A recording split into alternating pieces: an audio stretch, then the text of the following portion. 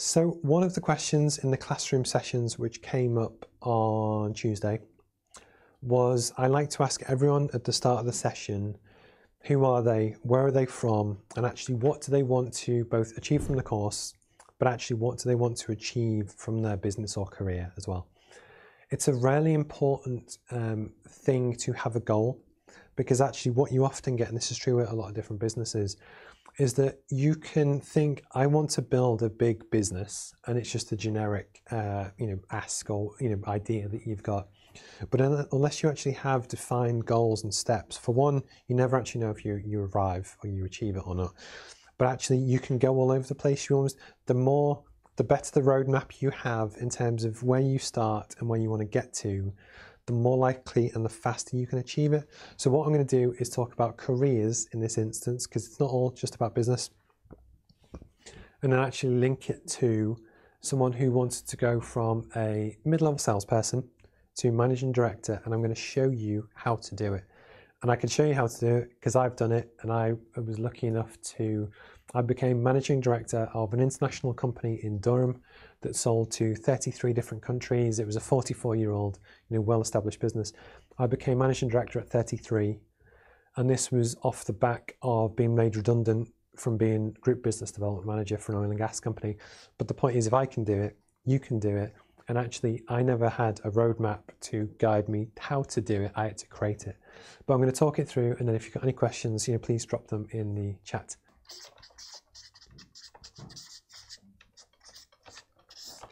So the question is, how do you go from mid-level position? It actually doesn't matter what it is. I'm going to start there. I'm going to pick sales just because that's the chap that we spoke to. And you want to get to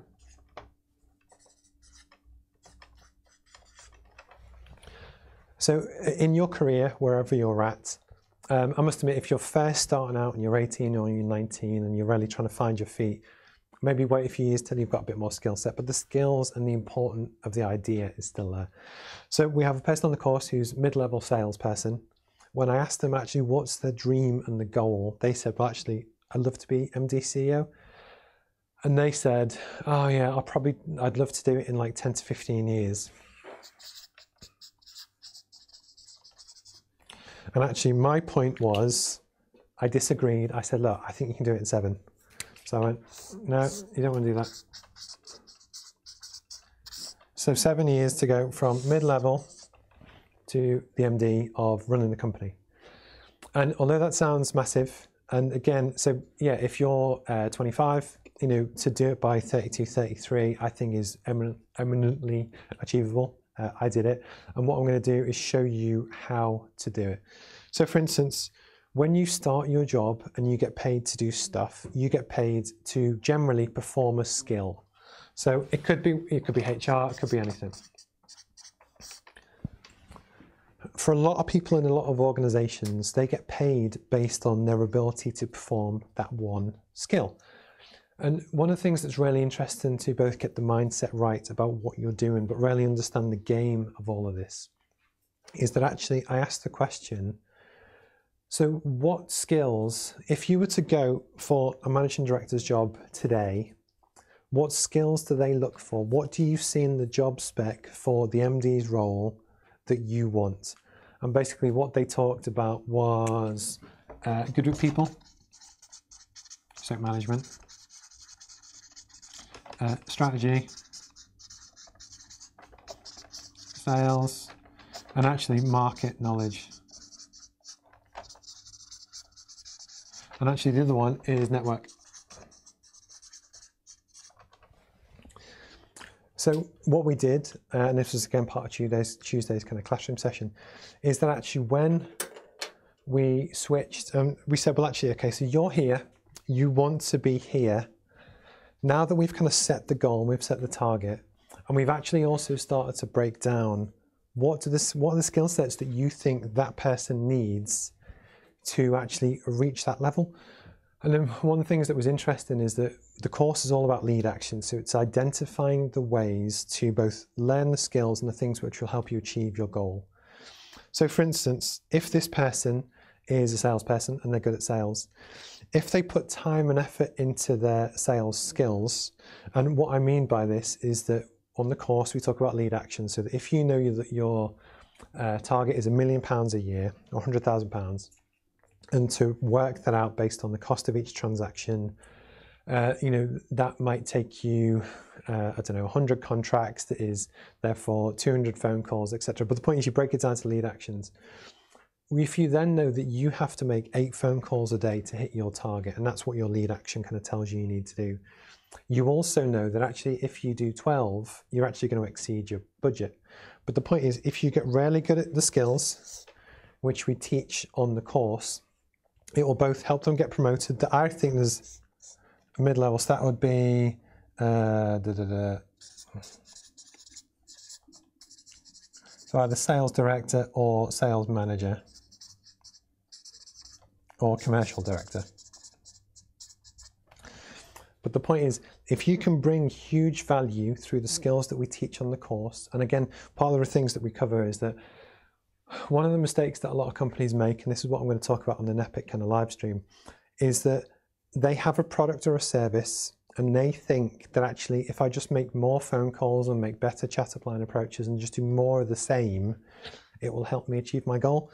And that could be true, and for a lot of people that is true, but the big thing you really want to get, really understand is actually to do with the business strategy. So what is it that fundamentally makes your product or service better than anyone else? So with the Roadmap MBA, it's all to do with the interactivity, it's the live streams, it's the quality of the materials, it's the price, it's the whole kind of thing. If I had the same, or I produced the same level of course as everyone else, and I didn't do the live streams and I didn't give the chance to ask questions and stuff, yes, I can make more phone calls, but I don't have a fundamental competitive advantage. The point is to help this person both improve their skill and sell more. What we're also doing on the course is teaching them how to understand the customer, the market demographics. Actually, what can you offer within your remit to help you achieve that next goal? And the point is, we actually teach the skills to help you do this, which allow you to add more value, which will help you get that promotion. And then the other thing that we then talked about, so that almost covers the sales and the strategy side. Market knowledge will come naturally, but again, I actually wouldn't hold yourself back on this.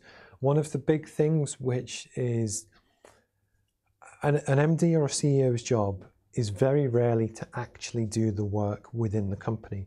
Their job is often to help get the best out of other people who know how to do whatever it is that their kind of job task is. When I became MD of the company in Durham, they had a machine shop, they had a business which was all to do with lubrication and greasing systems, they had lots of different parts of the business. And I wasn't an expert in any of them, but I knew I could learn it. But what I knew I could do was listen to and empower the people in the positions that actually did the work to help them do their job better and also remove roadblocks to help them do business better, become more efficient and stuff. So market knowledge is important and it will help you make a better strategy, but don't let it hold you back from actually applying for the jobs. In terms of people and management, we kind of cover that in the course. And again, same thing as what I've just saying, it's all actually about helping to get more out of the team you've got, help get out the way, make sure that, work with them to understand how you can add more value and how we can develop the team and get their ideas. And again, there's 216 pages on how we do this. And then likewise, one of the important ones is, again, I kind of mentioned it before, is all to do with your network. So people can't buy your product or service if they don't know who you are. But then likewise, people can't hire you for your career if they don't know who you are. So within the course, it's module 2, which we're going to do on the next 2 classroom sessions, Tuesday this week and next week. But again, obviously anyone can join, is actually to do with your personal brand. And this is everything to do with who you are, how you speak, how you communicate, your appearance, what is your digital presence. And again, I've done this in kind of different videos, but actually the ability to build a good, solid personal brand, have more people raise awareness on who you are, the skill sets that you have, etc. One of the things that I always talk about is that even if this all fails and it's a complete disaster and, I'm quite embarrassed by it, the hope is that through actually putting the hard work in and putting myself out there, that someone else says, I quite like him on my team. And the same is true for yourself, that it's people do business with people. I hate that cliche, but it's the whole point of a lot of business owners, and you will never know this, will be looking around. A lot of people are looking for succession. So they want to bring someone in to train them up. So actually, a lot of you that have the skills to do your job, you're probably somewhere between these two. If you have a business owner that is probably 50 plus, a lot of them will start to be looking at succession planning. So one of the things that is really important to do, and if you can, is raise your personal brand, demonstrate that you're good and knowledgeable on different topics. For me, it's sales, marketing, strategy, so that if there is a gap in a business where they're looking to exit or sell or grow or whatever, there is often opportunities which are never advertised here to bring someone in so that they can then get trained up over the next kind of 2 to 3 years, so that when the business owner does want to drop to 1 day a week or retire or etc., they know you've got the skills that are the perfect fit for the business. They can train you up to give you the market knowledge and give them comfort that they trust you to take over their company. But they will only do that if they know who you are and they understand from your personal brand. Even if they don't understand what personal branding is, if they perceive you for being good at certain topics, they're a lot more likely to hire you.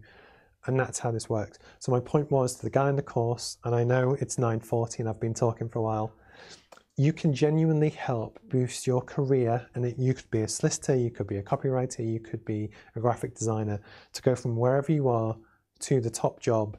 So actually demonstrating, for one, you need the skills. You need to be able to learn the skills, demonstrate them, and show the world. Because then likewise, even if your employer doesn't see your value, somebody else might. And that's why it's really important to do.